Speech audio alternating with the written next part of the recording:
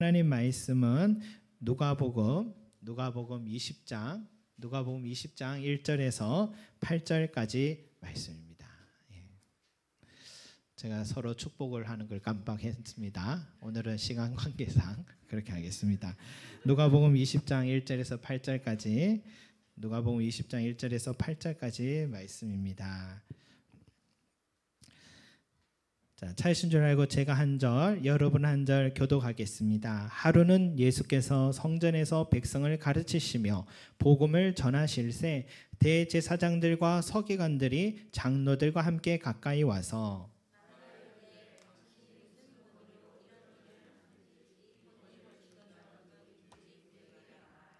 대답하여 이르되 나도 한 말을 너에게 물으리니 내게 말하라.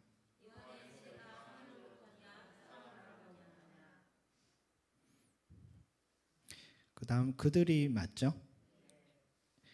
그들이 서로 의논하여 이르되 만일 하늘로부터라 하면 어찌하여 그를 믿지 아니하였느냐 할 것이요.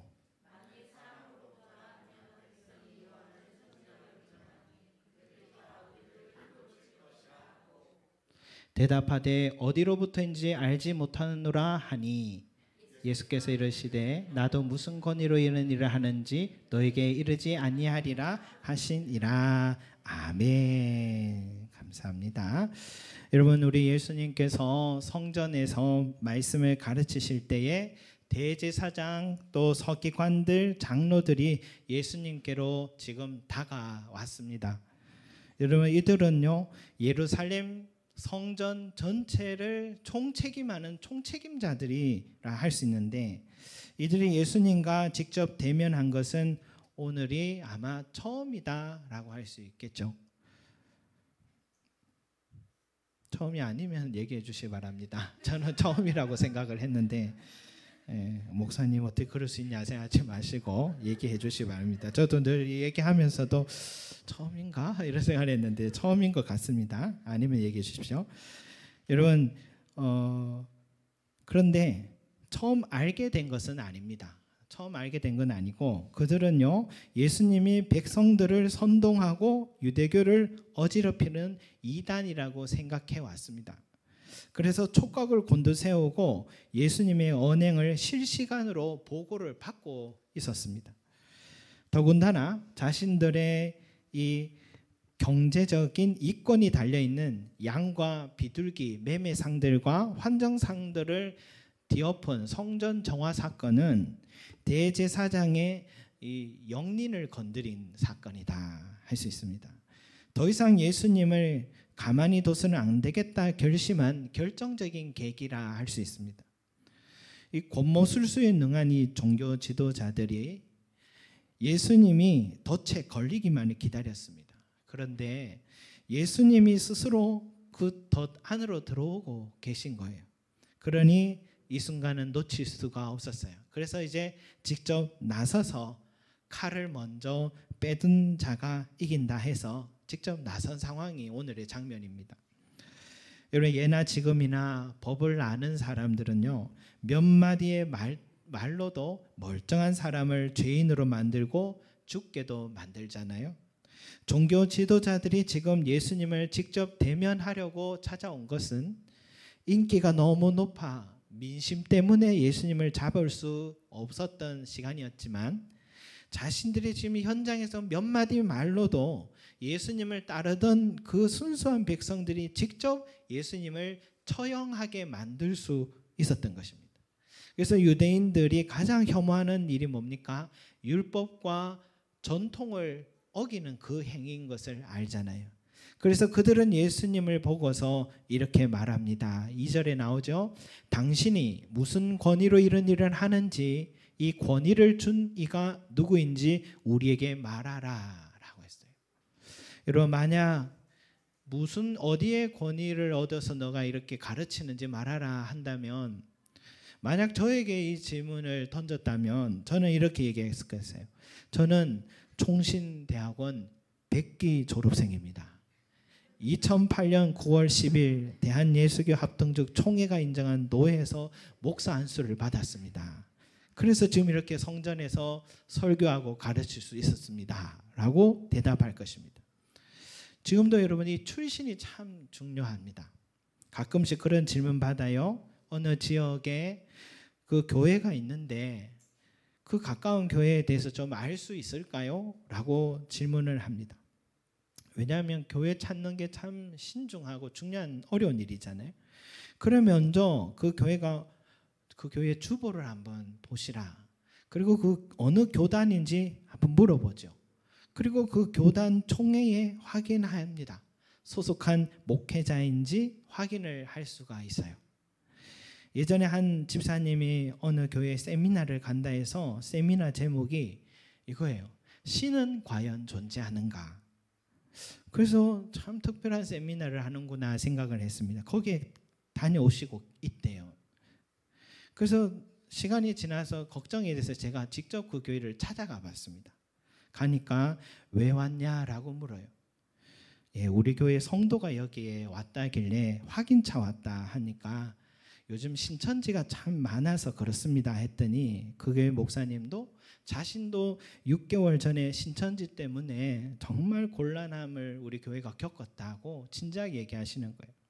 그래서 제가 물었어요. 이 교회는 교단이 어디냐라고 하니까 장로교 합동 측이래요. 우리 같은 교단이죠.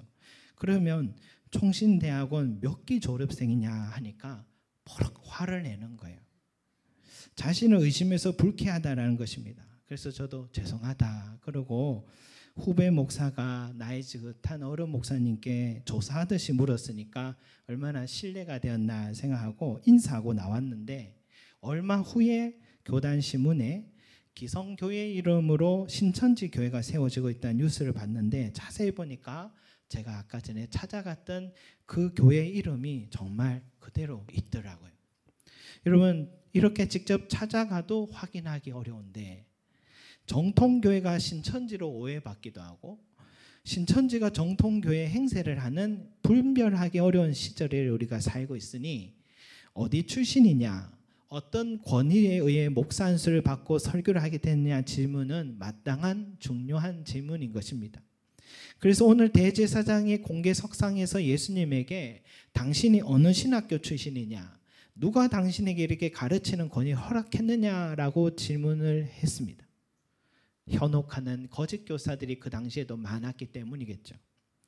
그런데 이들이 이렇게 질문한 것은 그런 순수한 긍정적 좋은 의도가 아니었다라는 것입니다. 47절 말씀을 보면 예수님께서 날마다 성전에서 가르치시니 대제사장들과 서기관들과 백성의 지도자들이 그를 죽이려고 꾀하되라고 했습니다. 그러니까 이들은 지금 예수님을 찾아와 이렇게 질문 던진 것은 예수님을 죽이려고 꾀하기 위해서 그 의도로 지금 이렇게 질문을 던진 것이었습니다.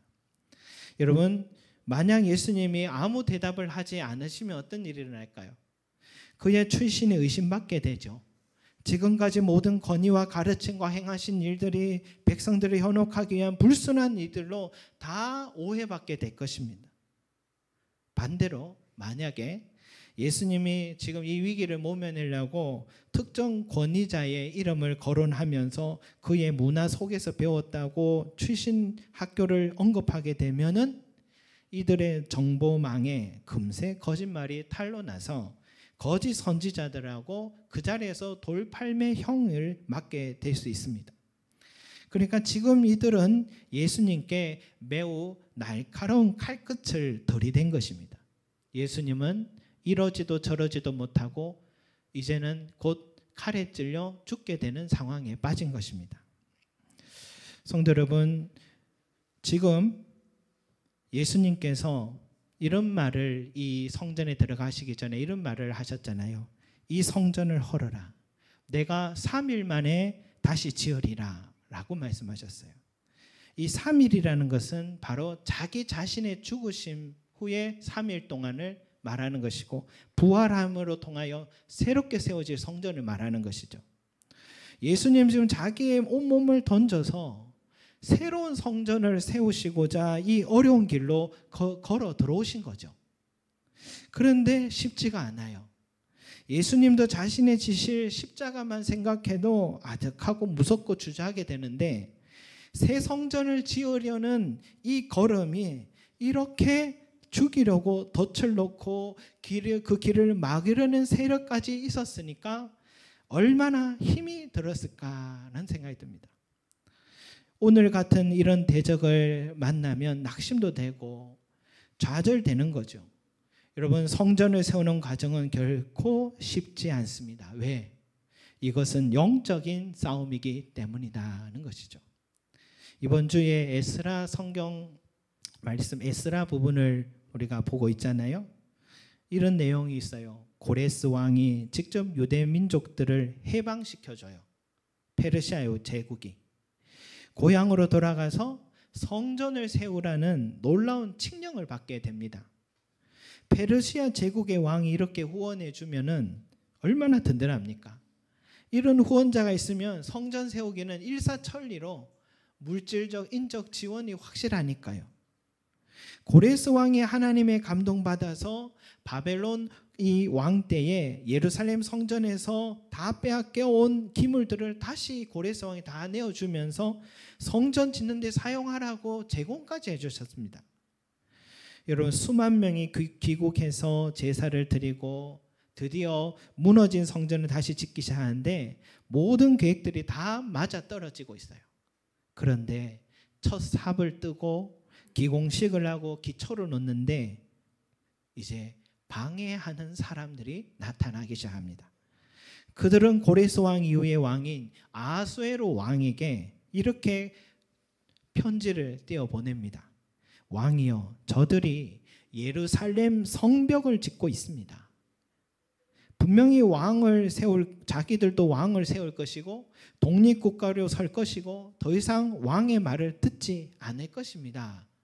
이렇게 음해하는 편지를 보낸 거예요. 여러분, 성전을 짓고 있는 사람들이 미우니까 성벽 짓는다고 거짓 고발을 해서 결국 왕이 오해를 하게 됐고 성전 공사가 더 이상 진행되지 못하게 되었습니다. 성전을 짓는 일에 이렇게 방해 세력들이 있고 영적인 싸움들이 일어난 것을 보게 됩니다. 여러분, 오늘 이 시대의 성전은 어떤가? 우리도 지금 성전을 세워가는 과정 속에 있잖아요. 우리가 이렇게 함께 모였지만은 서로가 서로를 모를 때도 있잖아요. 모르는 서로가 만나서 주님의 이름 안에 하나의 성전을 세우는 과정이 있습니다. 건물도 성전이라는 것에 참 중요하지만 우리가 하나 되어가는 이 과정이 성전을 세워가는 일들인데, 그런데 우리 각자가 어때요? 서로 살아온 환경도 다르고 성격도 다르고 생각도 다르고, 우리가 은혜가 있을 때는 뭘 해도 다 하나가 되는데 은혜가 떨어지면은 작은 일들로도 마음이 상하기도 하고 오해하기도 하는 것이 성전에서 일어나는 일들입니다. 그래서 저 사람 때문에 신앙생활 못하겠다 하는 마음이 들 때도 있습니다. 여러분, 목사는 안 그럴까요? 목회 못해 먹겠다 이런 생각이 들겠죠. 목사도 그런 사람이다 보니까. 그럴 때마다 저도 아차 하는 생각이 들어요. 아차 하는 생각이 들어요. 성전을 세워가는 게 중요하지, 이것 또한 성전을 세워가는 일에 방해하는 사탄의 계략이야 라는 생각이 문득 탁 떠오릅니다. 그걸 깨닫고 다시금 생각을 가다듬어요. 그 사람이 문제가 아니라 성전을 세워가는 과정이 축복의 시간이기 때문에 이 사탄도 절대로 가만히 있지 않는다라는 것입니다. 그래서 교회들마다 잘 성장하다가 작고 사소한 일들로 갑자기 무너지는 일들이 일어나는 것도 바로 이런 사탄의 공격을 소홀하게 생각했기 때문인 것입니다. 이걸 잘 분별할 줄 아는 게 참 중요합니다. 그리고 여러분, 우리 몸이 성전이라고 하잖아요. 그리고 우리 몸이 거룩한 성전으로 세워가는데 우리가 은혜 안에서 믿음 생활을 잘 해보려고 하면 전혀 생각하지 못한 상황들이 나에게 찾아와요. 그 내 믿음을 흔듭니다. 때로는 자식의 일로 인해 믿음이 흔들리기도 하고, 교회에 오려고 하는데 부부 싸움을 하기도 하고, 오늘 못 가겠다 하면서 그런 경우도 생기죠. 여담인데 소천하신 사랑의 교회 옥하는 목사님이 그런 일이 있었다잖아요. 이제 곧 수요 예배 설교를 해야 되는데 갑자기 부목사님께 전화를 했대요. 대뜸 오늘은 네가 설교 좀 해라. 왜요? 우리 부부가 싸웠다.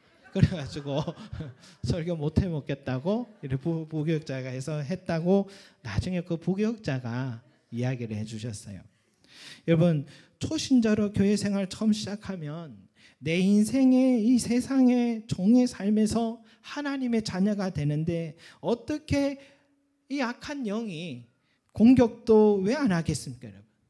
여러분, 오늘도 교회에 나오는 것이 쉽지 않았을 것이라 생각합니다. 왜?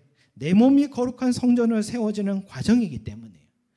우리 가정이 거룩한 성전으로 세워지고 있기 때문입니다. 그럴 때마다 방해하는 세력도 있다는 것을 꼭 기억하시기 바랍니다. 그럴 때마다 여러분, 오늘 예수님을 꼭 기억하십시오. 예수님은 자신의 몸을 던지며 새로운 성전을 세워가시는 과정에 이 악한 세력들의 공격과 방해가 있었는데 자칫 말 한마디만 잘못하면 순식간에 예수님이 성전 세우기 위한 지금까지의 33년 동안의 공든탑이 와르르 무너질 수 있는 상황입니다. 그런데 어떻게 하십니까?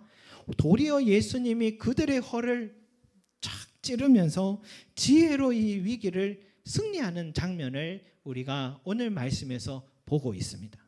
이렇게 말씀하셨지요. 나도 한 말을 너희에게 물으려니 내게 말하라. 요한의 세례가 하늘로부터냐 사람으로부터냐? 예수님이 도리어 이 질문을 하셨어요. 이 질문에 대답하면 나도 대답하겠다 했는데 정말 그 펜싱 대회에서 칼 끝에 한순간의 싸움이에요. 지금 여러분, 예수님의 대답과 질문은요, 이 대적들에게는 강력한 편치를 지금 날린 것입니다. 지치하면 예수님이 진퇴양난에 빠지던 상황인데 도리어 그들이 위기에 빠졌습니다. 백성들은 죽은 세례 요한이 하나님이 보내신 선지자로 존경하고 있는데 그 대적자들이 자기들의 입으로 세례 요한의 권위는 하늘로부터라고 말하면 너희가 왜 그러면 세례 요한을 죽게 만들었느냐라고 지탄받을 것이고, 반대로 그의 권위가 사람으로부터라 하면 지금 눈앞에 있는 백성들에게 오히려 돌에 맞아 죽을 상황이 되니까 결국 이 진검승부에서 예수님의 칼에 그들이 지금 찔렸고 패하게 된 것입니다. 그래서 예수님은 계속해서 새 성전을 세우시는 그 길을 전진해 나갈 수 있었던 것입니다. 여러분, 물론 예수님은 하나님의 아들이시니까 이 토론 대회 해도 말싸움에서 지실 리가 없지, 지혜로 충만하신데, 그러나 여러분 이것도 잊지 말아야 돼요. 예수님은 하나님과 동시에 인간이 있습니다. 인간의 몸으로 오셨습니다. 그러니까 사람들처럼 먹지 않으면 배고픈 게 예수님의 몸이었습니다. 악한 자의 덫에 걸려 넘어질 수도 있었고 악한 자의 유혹에 넘어질 수 있는 연약한 인간의 몸을 입은 분이라는 것도 우리는 기억한다면, 오늘 예수님의 지혜와 위기 극복의 능력과 영적인 싸움에서 승리하는 것과 하나님 나라를 계속해 전진해 갈 수 있었던 비결을 우리도 알아갈 필요가 있다라는 것입니다. 그게 뭐냐? 한번 앞에 말씀 한번 띄워봐 주시기 바라겠습니다. 자, 같이 한번 읽겠습니다. 시작. 예수께서 낮에는 성전에서 가르치시고 밤에는 나가 감람원이라는 산에서 쉬시니. 다음, 예수께서 나가서 습관을 따라 감람산에 가심에 제자들도 따라갔더니. 다음 말씀요. 그들을 떠나 돌 던질 만큼 가서 무릎을 꿇고 기도하여 천사가 하늘로부터 예수께 나타나 힘을 더하더라. 아멘. 여러분, 예수님은요 지금 낮에는 이렇게 가르치셨지만 밤에는 예루살렘 옆에 있는 감람산, 올리브유로 가득한 산이 있어요. 올리브나무로. 그 감람산으로 가셔서 쉬셨다 했습니다. 근데 예수님이 어디 쉴 곳 없어서 거기 가서 쉬었겠습니까? 지금 예수님 초대하려는 성도들이 너무 많은데, 여러분, 예수님이 이곳에 가서 쉬셨다라는 것은 그냥 쉬신 게 아니에요. 습관을 쫓아서 감람산에서 기도하셨다, 무릎을 꿇고 기도하셨다라고 말씀하신 것입니다. 이번 주 중에 청라의 한 아파트에서 개척해서 지금 아름다운 성전을 세우고 계신 한 목사님을 만났어요. 어린이 사역부를 함께 맡아 일하게 돼서 만나 이야기를 하는데 배울 점이 참 많아요. 그런데 이런 말을 하세요. 우리 교회는 성도들이 모두 다 각자 기도 이야기하다가 기도 의자가 다 있대요. 기도 의자를 사용하면 다리에 쥐가 나지 않는데요. 그래서 저는 속으로 얘기했어요. 우리 교회는 나만 기도 의자가 있다. 나는 기도 의자 써도 쥐가 난다. 살이 쪄서 그런가? 이런 혼자서 생각을 했습니다, 여러분. 여러분, 성도들에게 말씀만 많이 먹이는 분이 아니라 기도도 많이 하는 교회구나 하면서 살짝 배가 아프더라고요. 다 기도 의자 있다고 얘기하더라고요. 예수님께서 습관을 쫓아서 밤마다 기도하셨고 기도하실 때에 하나님의 천사를 통해 예수님에게 성전을 세우는 그 일을 잘 감당하도록 힘을 주셨다라고 말씀은 증거하고 있습니다. 성도 여러분, 여기에 예수님의 비결이 들어있습니다. 우리는 내 몸이 거룩한 성전이라 했는데 이 성전을 세워가려면 순간마다 교묘하고 악한 자는 내가 약한 게 무엇인지 정확하게 알아서 그 부분을 통해 성전 세우기를 자꾸 방해하고 멈추게 만듭니다. 우리가 그리스도 안에서 성림 제자교회의 이름으로 모였는데 이 성전을 세워가는 과정에도 사탄은 생각지 못한 방법으로 때론 다른 형제 자매들로 인해서도 우리의 성전 세워가는 일을 멈추게 하는 교묘한 계략들이 여기저기서 일어날 수 있는 것입니다. 그럴 때에 주님은 어떻게 성전을 세워가셨는가 꼭 기억하십시오. 그것은 습관을 쫓아서 기도하셨다라는 것입니다. 기도할 때만이 하나님이 예수님에게 힘을 주셔서 그 악한 자들이 예수님의 걸음을 낙심케 하고 멈추게 하려고 해도 천사를 통해 힘을 주시고 지혜 주셔서 도리어 역전하게 되고 승리하게 하시는, 주어진 그 길을 완주하게 되는 은혜가 여기에서 일어나는 것입니다. 여러분, 우리는 이것을 본받아서 기도하시기 바랍니다. 내 몸의 거룩한 성전 세우기를 멈추게 하는 유혹의 세력과 여러분 직접 싸우려고 하지는 마십시오. 우리는 못 이깁니다. 나의 믿음을 흔드는 그 사람을 대적하지 마십시오. 반드시 실패합니다. 우리의 싸움은 혈과 육이 아닙니다. 우리의 싸움은 영적인 싸움입니다. 이 싸움의 기술은 바로 예수님처럼 습관을 쫓아 기도하는 그 길밖에 없습니다. 저도 오늘 소풍 간다 해도 이 시간을 위해서 기도합니다. 하나님 은혜 내려주십시오. 기도하고 오늘 내가 중요한 사람을 만나고 모임을 앞두고 있어도 하나님이여 함께하여 주십시오. 인도해 달라고 기도를 드려요.